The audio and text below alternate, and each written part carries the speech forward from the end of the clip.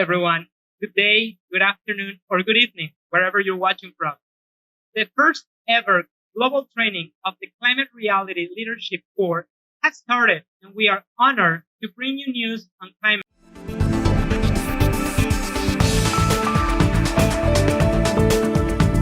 Yesterday, more than 10,000 future climate reality leaders tuned in into an inspirational introduction by Charlene Winger Jones, a climate reality leader herself, who shared that protection of Mother Earth should take precedence above all.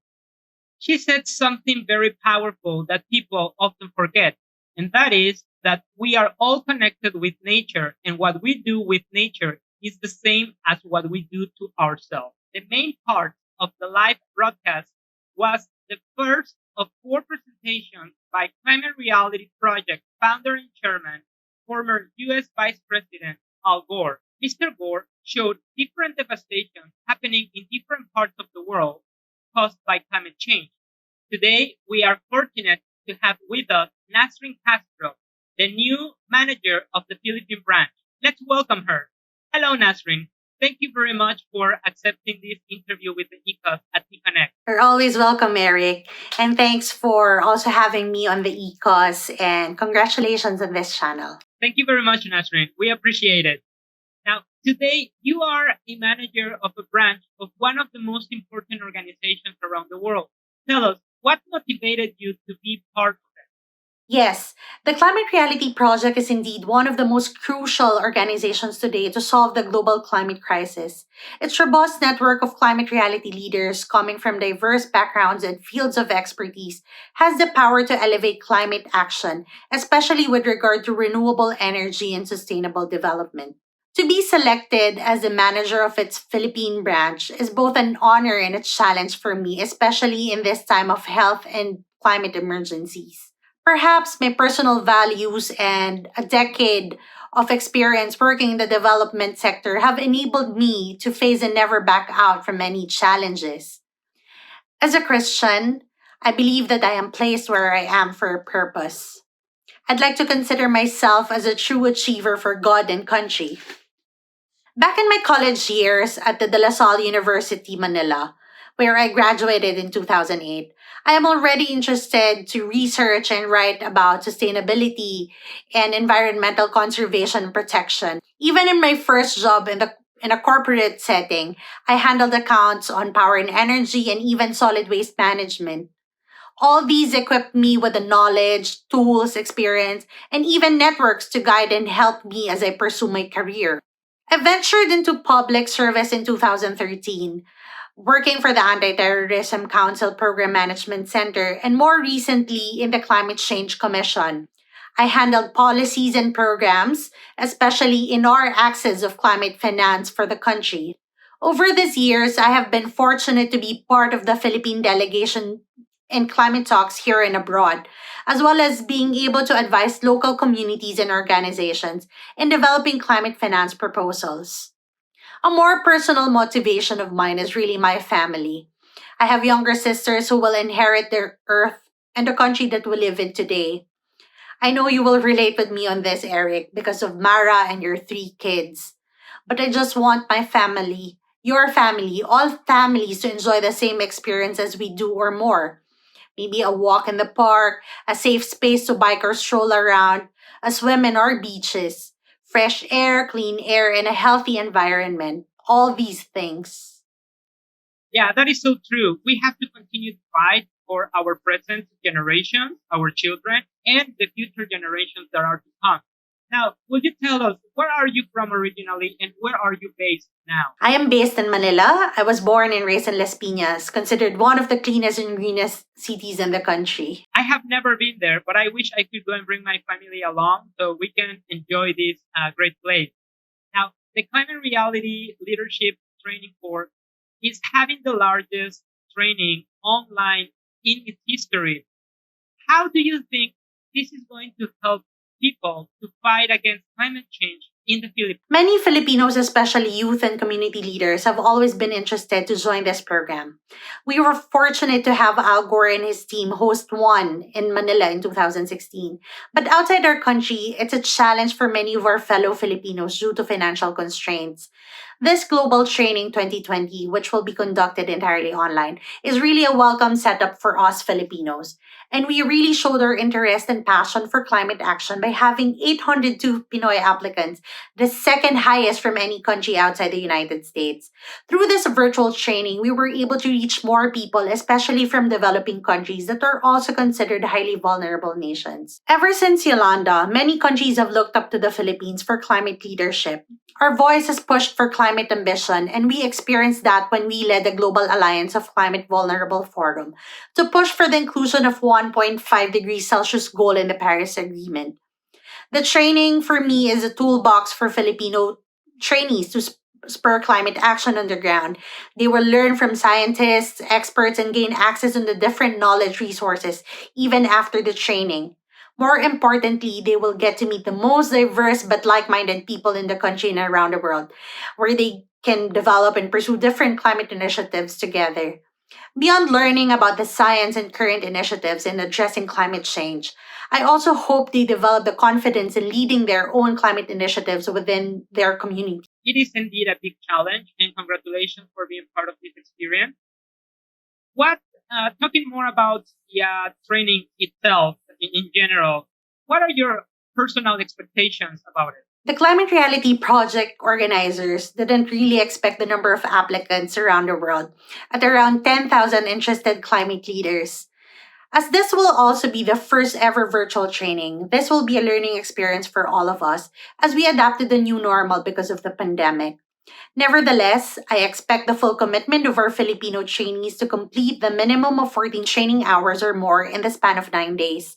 Of course, they will be supported all of our Pinoy mentors, including you, Eric, that no matter what the nationalities of their mentees are, our mentors will accord them with the love and care that we Filipinos are known for.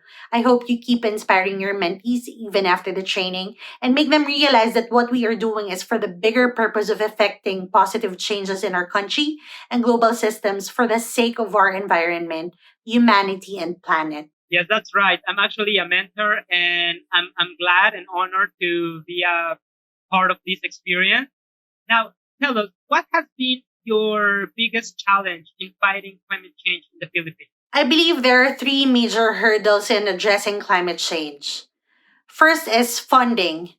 We cannot strive for climate resilience if there's no budget for it. And the budget must match the needs of the countries or the communities. The Paris Agreement and the UNFCCC urge developed countries, which we consider as the highest greenhouse gas emitting countries that contributed the most to global warming, to provide climate finance as well as technologies and capacity building for us developing countries. Unfortunately, this support is not happening at the rate and pace that we need. Second is flip flopping policies and commitments. The United States backed out of the Paris Agreement. Australia will also no longer contribute to the Green Climate Fund. In the Philippines, the president's pronouncement on renewable energy development was very welcome, but his recent statement that solar is not feasible yet makes us second guess about the direction of RE in the Philippines. There should be clear national and local policies in low carbon and climate resilient development that will enable the environment for green initiatives to prosper. And third is apathy. The indifference of some people who do not recognize that climate change is very real is hampering the pace and progress of global climate action. We need better leaders to decide and take action in solving the climate crisis. That is very interesting information you're sharing with us. And now I'm interested, under the Philippine administration of President Rodrigo Duterte, where do you think climate action is heading to? The trajectory of climate advocacy in the Philippines is probably the same in other parts of the world. That the pandemic has really caused a delay in terms of policy negotiations, provision of climate finance and support, and so on. In the Philippines, just last year, we were very fortunate to secure approval from the Green Climate Fund Board for a grant of 500 million pesos for our very first country project to establish a multi-hazard impact-based forecasting system and service for the whole country. This would help our communities and officials plan better in terms of their climate risks and hazards. But what's peculiar with the Philippine context is really the mixed signal that we're getting from the national government. As I've said before, in the president's SONA, he was for renewable energy development, and then later on, he would say something completely opposite. With the signing of the anti terrorism law and the non renewal of the ABS CBN franchise, it really seems that the government is hell bent on silencing its critics, which is really detrimental to the health of the democracy in the Philippines. I mention this because, you know this most especially, Eric, our climate advocacy is grounded on the spirit of activism. And it's really worrying that our protests, our voicing of our opinion, might be construed or deliberately tagged as an act of terror. Recent news and reports give us reason to think this way. Eric, our organization thrives on climate reality leaders like you who are bold, ambitious, and determined as you lead your initiatives in your respective localities. As our communities bear the brunt of climate impacts, local action is truly needed to enable resilience. Local climate leaders like you and fellow advocates are crucial in achieving this goal. Yes, indeed, we are living very difficult times, and we have to act fast and far. There is no more time for thinking about climate change. We are living in a climate emergency. And I would like to know, what advice would you give people who are interested in becoming a climate advocate or to the future climate reality leaders here in the Philippines or around the world? I'd like to share with you a message that I saw on social media a few weeks ago. It came from a protester of the anti-terrorism law. It reads, ligtas sa mga tahimik dahil sa mga sumisigaw, or in English, the silent are safe because of the clamorous. Especially here in Metro Manila, many people look down on protesters because, as they say, they cause traffic, violence, and so on. They're inconvenienced by them. But these people do not know that it is these people and their spirit of activism that have made our society more inclusive and humane. Without these groups and advocates, there will be less people calling for efficiency, accountability, and transparency in our governance. So, my advice to those interested on becoming environmental and climate leaders is really a question. Will you be vocal and actively pursue the protection of environment and climate?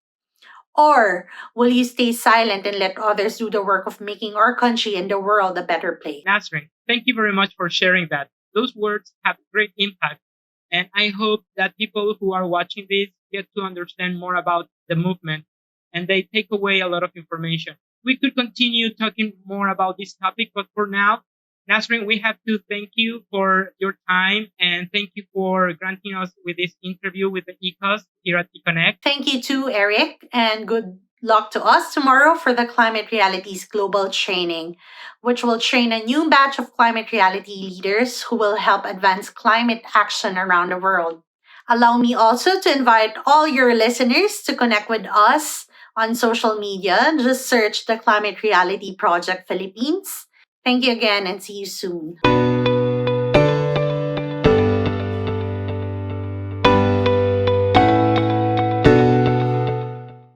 We are living very difficult times all over the world.